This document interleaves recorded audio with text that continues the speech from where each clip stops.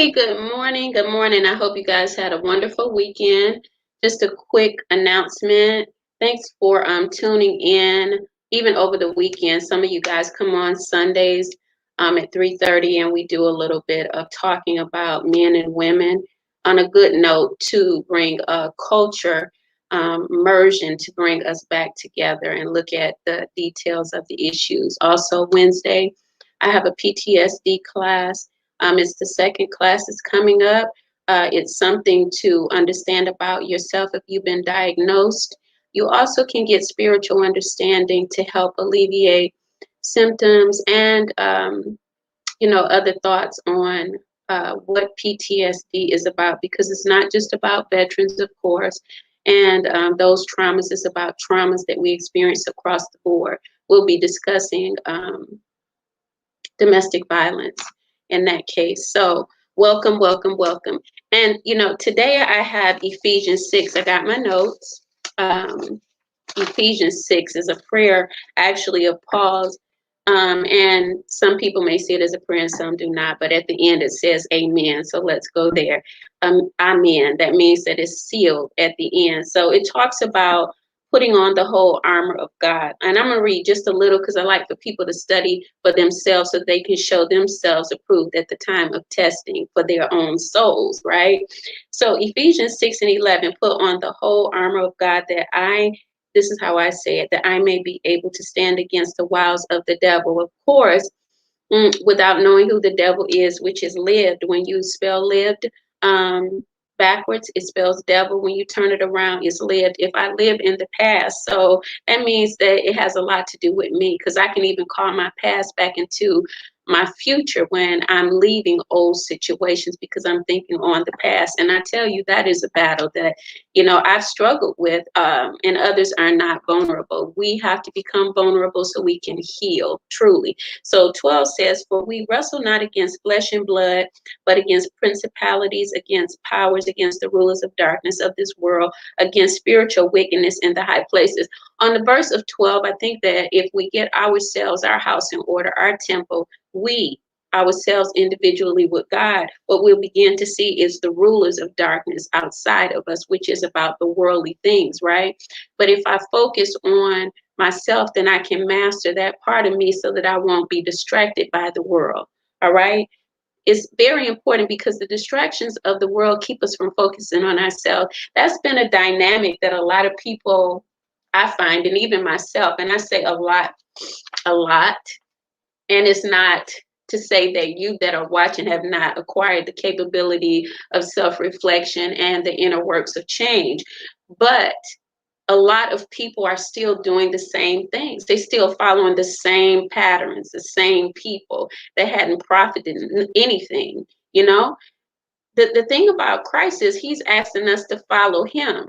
Is it him, or is it the spirit within that he talks about? He does talk about the spirit within himself.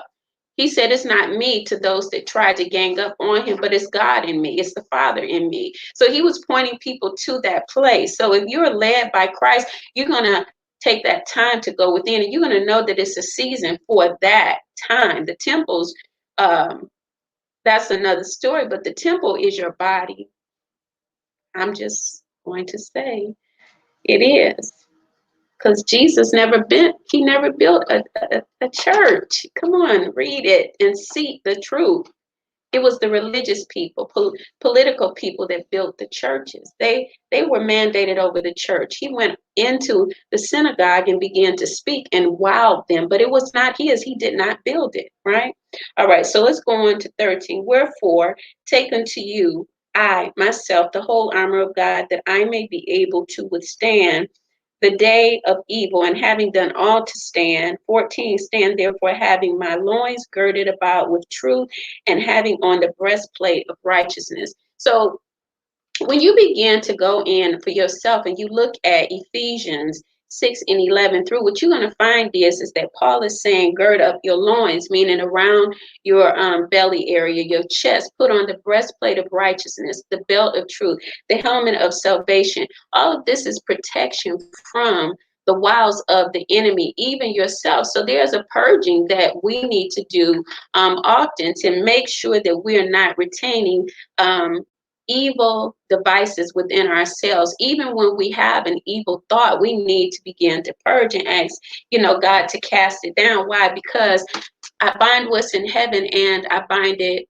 in earth. That means that I'm binding negative thoughts in myself and I'm binding them in earth, and I lose peace and joy and happiness in heaven, and I lose it in earth. I lose prosperity in heaven and I lose it in earth. I cannot lose prosperity when I think like the devil, because there's a conflict that's going to go on within me as an individual, the conflict of confusion. Because on one hand, I hate or I have problems with everything. And over here, I'm calling for the manifestation from my soul that is called out of love.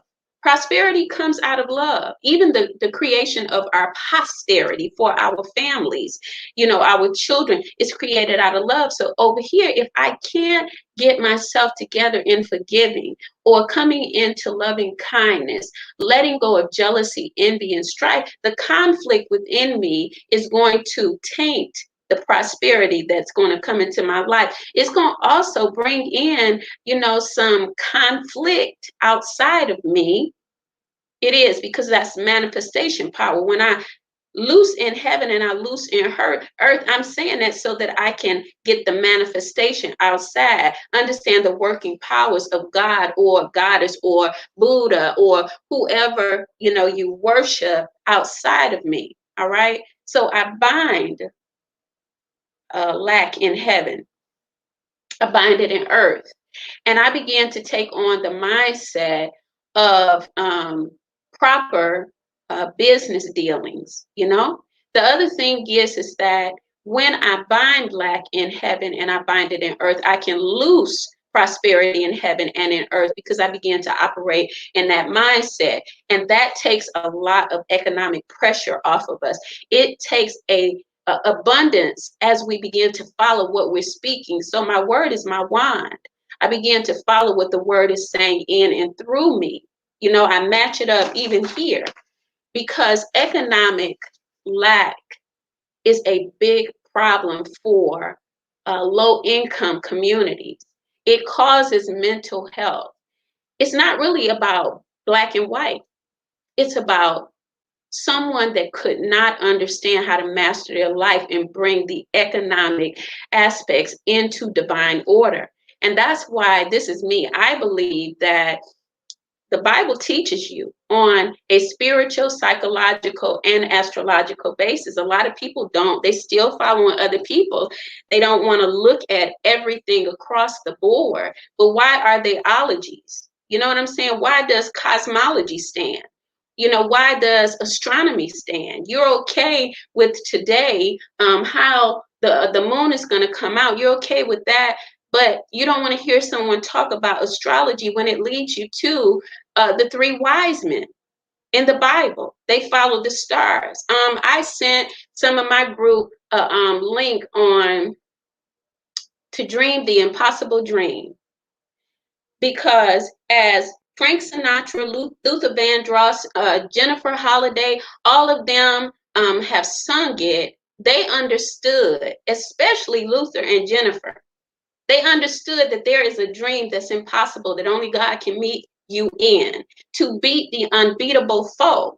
That means that someone that's in low economic situations can beat the unbeatable foe, but they have to believe in their self, and they got to steadfast with God, because the star that leads you, it leads you through hell and high water. No matter what you think, you've never been there, you never did this before, but you're going there because you feel instinctively, intuitively, you feel that God has led you on this path. And people are saying, you're like Job.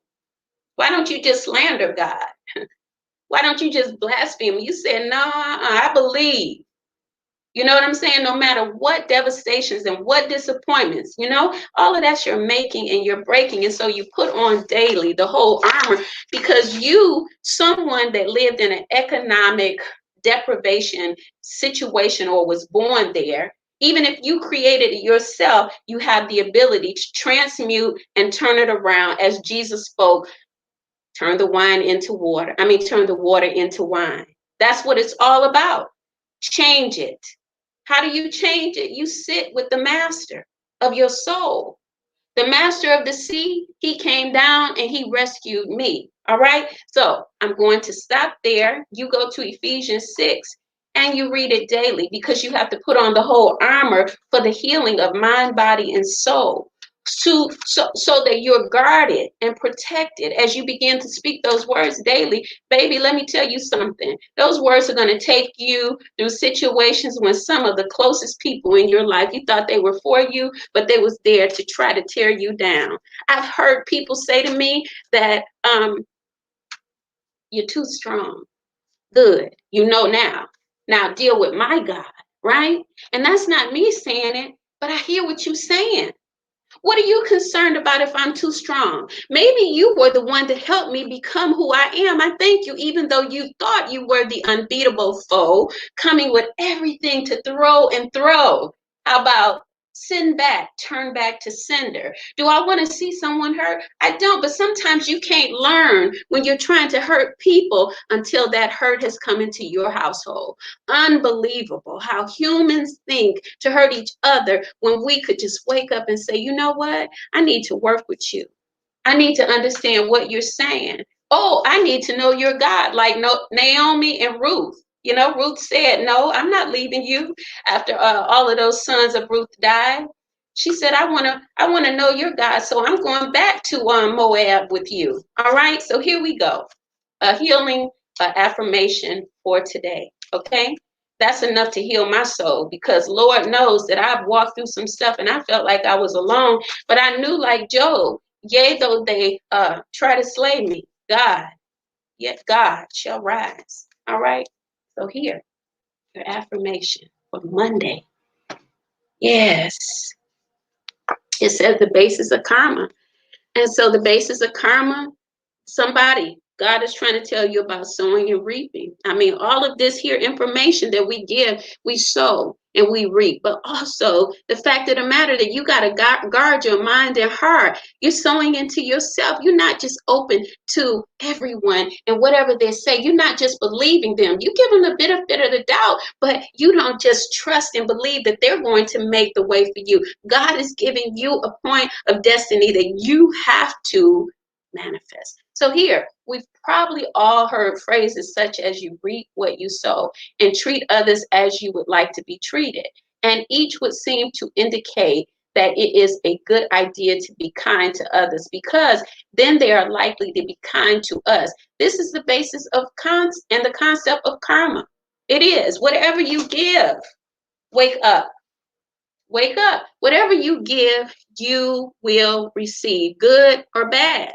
However, it's going out. Whatever you think, you are going to reap a harvest because you're thinking it. I think every day to write something inspirational. Why? Because that's been the foundation and the basis of the change of who I am. I remember, under Bishop Love and Bishop Carolyn Love, and even, Apostle or Bishop Apostle Love, both of them. Sometimes I get my words twisted, so forgive me. The Loves, under their tutelage. And I remember her saying to me after I had began to overcome some things, yes, Miss Kimmy, because you was a mess. Man, just to know that she saw it as a mentor, and all of the teaching and preaching that her and Bishop had given, it's a wonder to my soul, because she was saying to me in my soul, you come a long way. That was about 16 years ago, So anyway, you sowing into yourself now. What are you sowing? Self-love, self-care. You're sowing positive. You can't give out and expect it's just going to come back in. That's the work, right? So remember that you matter and the people matter. Spiritual and the world, the balance coming together. Also, remembering that mental health is created out of your healing and sowing into yourself. Not to say that we take off and stop taking meds if we're on meds, or that kind of thing. But we began to work on our mind for the healing power of Christ, which is, he said, by the blood of Jesus, we should be healed. And whatever your master or religion teaches you on healing, Isaiah 53, it tells us that we are healed by his stripes. So as I confess it, my mind, body, and spirit begins to line up in divine order, because divinity is the number one principle over us. Then we walk in alignment because we believe by the confidence of Christ that is within us that it is so. The body begins to heal and align. And I say this because mental health, as I get a diagnosis, I've had depression, I fight with it. But because I fight with it with the word, I put the sword on it, cut it away.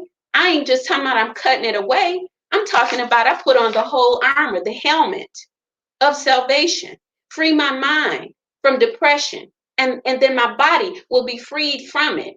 Does that mean that I would stop taking meds? If I take meds, no, I wouldn't. I would do what my doctor says, but I'm going to tend to my spiritual man in the way of the spiritual word. So you guys understand the law of karma. If you only sow into earth, then you will not get anything out of heaven. Why? Because heaven is the beginning within us where things have begun. This is where the manifestation of who we are is started. And so I must study my spiritual man, as Paul was always talking, in order to make it over. Make it over where? To my promise, to the Jordan. Jordan is a name. Oh, yes, it's another country, but my Jordan is my promise. What is my promise? My promise of freedom, salvation. What are you working on? When you learn all of these things from church, what are you working on? Are you working to just sit there? Are you working to understand that salvation?